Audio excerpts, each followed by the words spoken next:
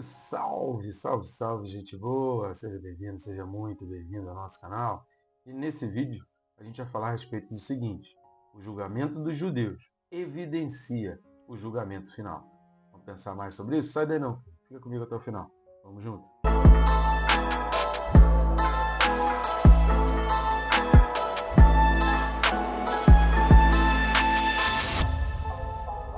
Antes só não deixe de se inscrever no canal, é rápido e fácil, querido, bem simples. Tem um botão aí embaixo, inscrever-me, você vai clicar ali e pronto, já vai estar inscrito. Eu ainda recomendo clicar no sininho, porque aí a cada vídeo novo você é notificado com antecedência, né? Acaba sendo um dos primeiros a estar assistindo e participando e aprendendo mais ainda. Peço algumas ajudas ao nosso canal e você pode estar fazendo isso de maneira simples, rápida. Uma delas é grátis e fácil, que é o famoso triplo C, né? Curtir, comentar e compartilhar.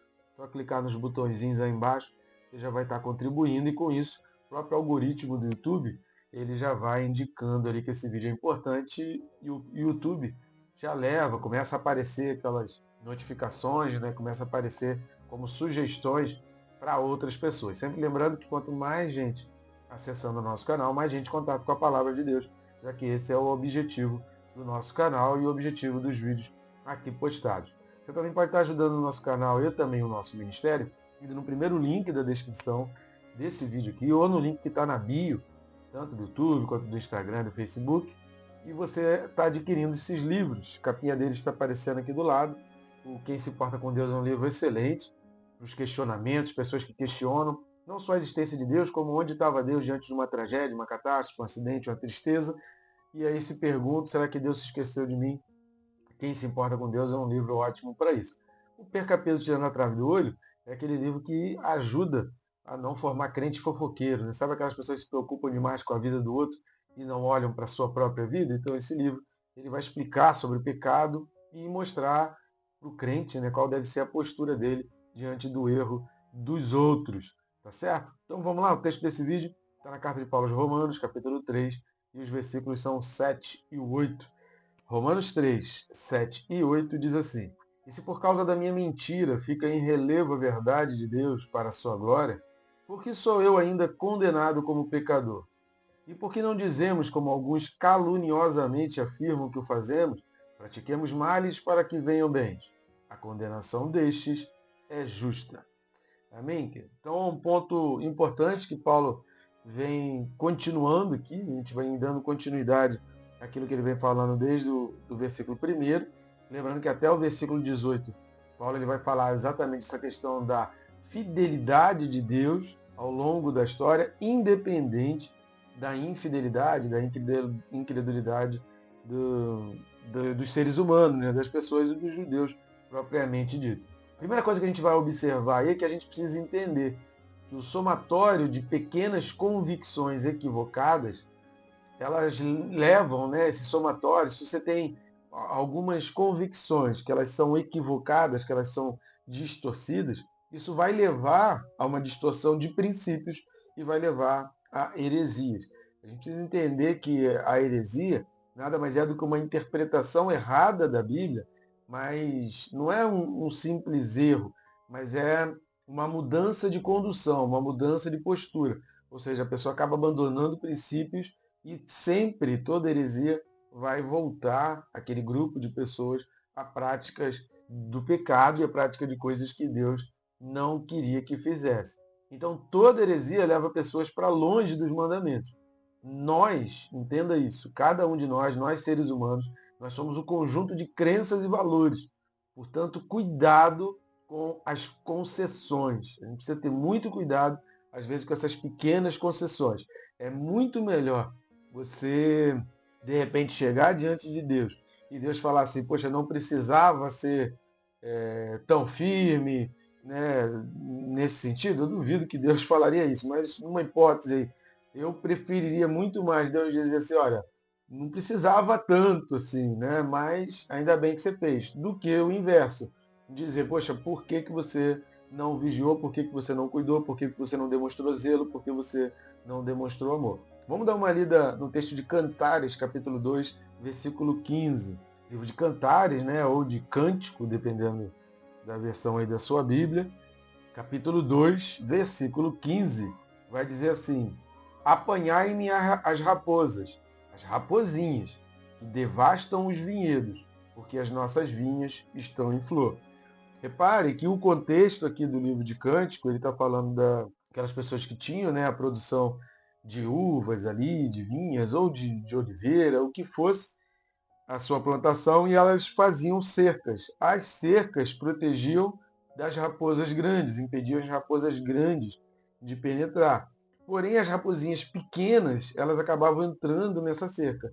E essas pequenas acabavam destruindo mais do que as grandes. Então, essas pequenas concessões que a gente vai fazendo acaba levando a destruições grandes, e quando você vê todo aquele seu plantio, aquele seu cultivo ali de princípios e valores, ele está sendo desmoronado. É por isso que tem muita gente que é crente, ou que está se dizendo crente, sendo enganado por essa ideologia de esquerda, de comunismo e socialismo, que tem essa mentira, essa aparência de solidariedade, de coisa boa. Ao longo da história, e quando você trabalha ali mais perto, você vai ver que a história não é assim, que aquela ideologia tem um objetivo geral, que ela faz parte de um escopo, né? Nada é isolado, tudo faz parte de um todo, e que esse todo ele nada mais é do que uma luta contra os princípios e valores cristãos. Então, o inimigo do comunismo e do socialismo não é o capitalismo. Às vezes tem gente que fica querendo explicar sobre o capitalismo. Não é.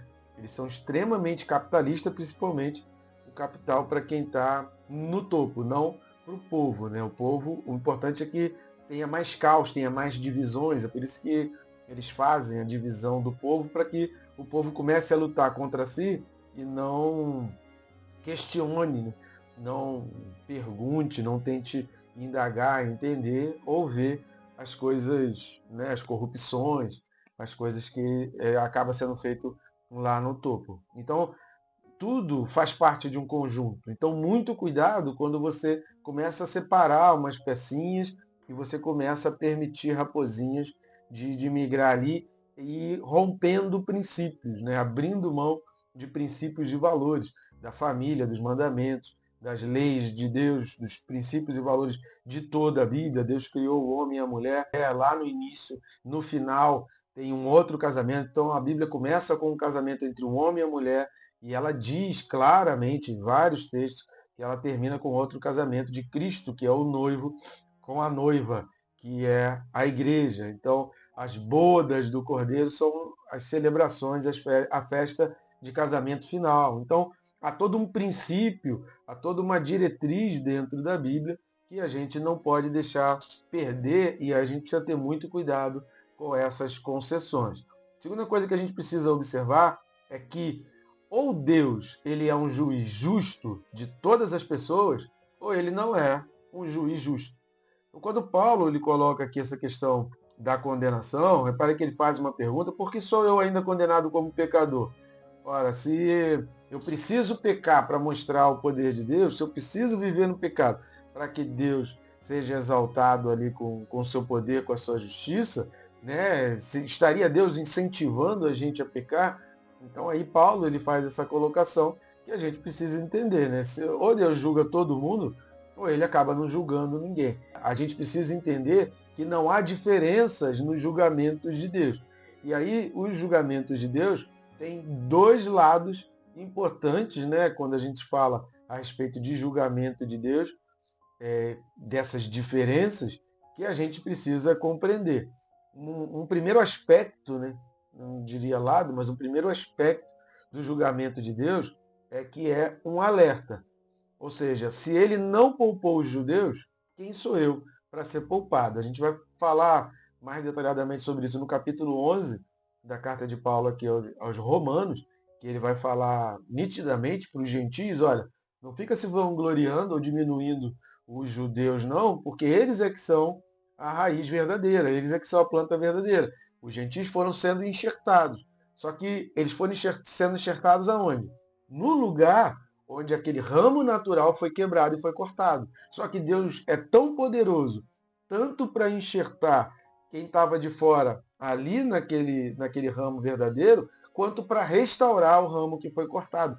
Então a gente precisa compreender isso, porque o perdão e a graça de Deus também é para os judeus e também se manifestou a eles durante todo o Antigo Testamento. Isso a gente precisa ter muito claramente aí na nossa mente, no nosso entendimento, que é o que Paulo ele vai fazer aqui esse questionamento. Olha, Deus continua julgando, o julgamento final ele vai acontecer. Para que Deus deixou as leis morais? Né? E aí entra exatamente esse segundo aspecto, quando se fala em julgamento de Deus, que Paulo está colocando aqui. Olha, ele vai julgar a todos, ele julga todo pecador. E o segundo aspecto que a gente precisa entender, né, o primeiro é esse alerta. Olha, cuidado, se ele não poupou os judeus, aquilo que ele fez com os judeus, ele vai continuar fazendo com qualquer pessoa que cometer as mesmas coisas que os judeus fizeram.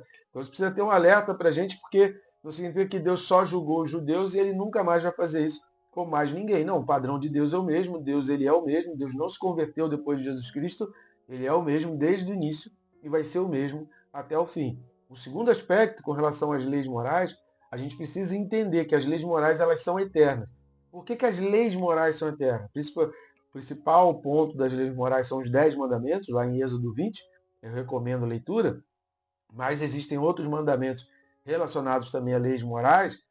Por que elas são eternas? Porque elas não são apenas ordens dadas aos homens, mas a revelação do caráter de Deus. Quando Pedro ele vai falar na sua carta, quando Jesus, lá em Mateus capítulo 6, naquela oração que a gente conhece como oração do Pai Nosso, vai exaltar, enaltecer a santidade de Deus, e Pedro vai dizer que a gente precisa também buscar essa santidade, outros textos também vão falar que a gente precisa buscar essa santidade para que a gente fique à imagem e semelhança de Deus. Porque Deus foi criado assim, puro e santo, e a gente se afastou dessa semelhança no momento em que o pecado entrou na humanidade. Então, quando eu busco a santidade, eu estou me aproximando daquele ser que é semelhante a Deus, porque Deus ele é santo. Então, as leis morais não são apenas ordens para os homens cumprir, mas elas revelam o caráter de Deus, porque Deus é santo, porque Deus é perfeito, porque Deus ele é fiel. Quando eu cumpro, eu volto a ser um ser semelhante a Deus, como está lá em Gênesis, capítulo 1, versículo 27. Vamos dar uma lida? Gênesis, capítulo 1, versículo 27, fala assim: Criou Deus, pois, o homem à sua imagem. A imagem de Deus o criou. Homem e mulher os criou. Então, Deus criou o homem à sua imagem. E ele perdeu essa imagem, ele perdeu esse reflexo, ele perdeu essa capacidade, né, de ser semelhante a Deus no momento em que o pecado entra na humanidade. Terceira coisa que a gente precisa observar nesses versículos 7 e 8, no caso no tocante ao versículo 8, que Paulo ele vai desfazer a calúnia de que ele era favorável à libertinagem. Algumas pessoas têm colocado isso hoje, existem alguns pregadores dizendo isso hoje, que nós vivemos no tempo da graça e aí agora a gente pode fazer tudo. O alerta de Paulo aqui é exatamente o oposto. E, pasmem, né? A gente fica admirado como Paulo, em vida, mesmo quando Paulo estava vivo, as suas palavras também estavam sendo distorcidas, porque Paulo ele falava contra as leis cerimoniais e as pessoas confundiam isso com relação às leis morais e achavam que Paulo estava pregando que devia fazer tudo, que todo mundo podia fazer tudo e qualquer coisa, porque vivia no tempo da graça. Repare que essa distorção já começou desde a época em que Paulo ainda estava vivo. Paulo ainda vivia quando essas distorções começaram. E Paulo aqui ele vai ser bem enfático, versículo 8, que isso foi uma calúnia. Praticamos males, né? Continuemos ao pecado, continuemos a vida sem distinção, sem troca de gestão. Lembra que a gente falou isso no vídeo passado, falou em outros vídeos também, na carta aos Hebreus. A gente falou muito, principalmente nos 4 primeiros capítulos, sobre essa questão da troca de gestão, que isso é cristianismo, isso é conversão. E aí Paulo está dizendo aqui, olha, as pessoas falam assim, vamos continuar praticando os males, vamos continuar pecando, vamos continuar fazendo a vida do mesmo jeito, porque não precisa trocar gestão, porque assim a gente vai estar invocando as coisas boas de Deus quando a gente faz coisa errada. Paulo vai dizer que isso foi uma calúnia. Então, Paulo dizer isso, Paulo ele está falando que a justiça de Deus ela permanece a mesma. Se a gente não entende o julgamento de Deus, se a gente não entende que todos serão julgados, se a gente não para prestar atenção, desde pequeno que eu fui assim, né? Minha mãe sempre falou, eu ficava observando, quando minha mãe brigava com meu irmão mais velho, eu tinha já essa coisa dentro de mim. Poxa, se ela está brigando com ele porque ele deixou de fazer isso, ou porque ele fez aquilo errado, então eu preciso fazer o que ela pediu, ou eu preciso deixar de fazer aquela mesma coisa errada, porque senão vai sobrar para mim. Esse também tem que ser o nosso raciocínio quando a gente olha para os judeus. Poxa, se os judeus, que são a oliveira verdadeira, que são aquele povo escolhido de Deus ali desde o princípio, que é a família de Deus, né, no sangue de Deus. Deus não poupou por causa da desobediência e da incredulidade. Né? Você pega ali a entrada do povo na terra de Canaã. Quem que saiu do Egito que entrou na terra de Canaã? Só 2 pessoas. De quase 3 milhões de pessoas, só dois, nem Moisés que guiou entrou na terra prometida, só Josué e Caleb. O restante todo que entrou na terra prometida nasceu no deserto, não saiu do Egito. E aqueles incrédulos que saíram do Egito morreram ali no deserto. Então a gente precisa ficar como alerta. Poxa, o que eles fizeram que perderam a bênção, que perderam o poder de Deus? E aí o que eu preciso também fazer para não cometer os mesmos erros? E é isso que Paulo ele está falando aqui. Ele vai continuar falando ainda a respeito disso até o versículo 18. No capítulo 11, ele vai ser muito mais explícito e claro com relação a isso. Olha, tome como exemplo e evite os mesmos erros. Porque se Deus não poupou os judeus, por que você acha que Deus vai poupar você? Em que você é melhor que os judeus? Se a graça de Deus foi manifesta na primeira vez em Gênesis capítulo 3. Tá bom, gente boa? Espero aí no próximo vídeo. Que Deus te abençoe rica e abundantemente.